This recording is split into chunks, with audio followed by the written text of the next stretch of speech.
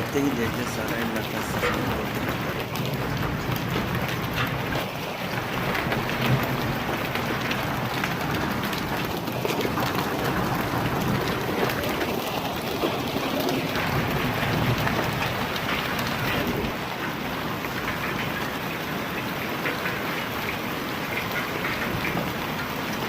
ये ओले अपने नॉर्मल डायमीटर से कुछ ज़्यादा मोटे थे, तो खड़ी फसलों के लिए बहुत ही तबाही का बायस बन सकते हैं।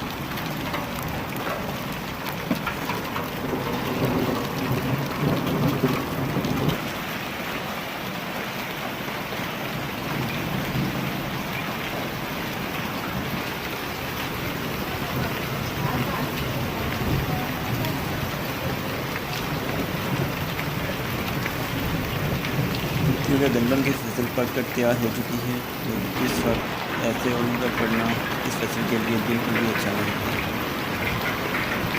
अल्लाह से दुआ है कि वो हमारे लिए बराने रहम है, जो फसलों के लिए अच्छी साबित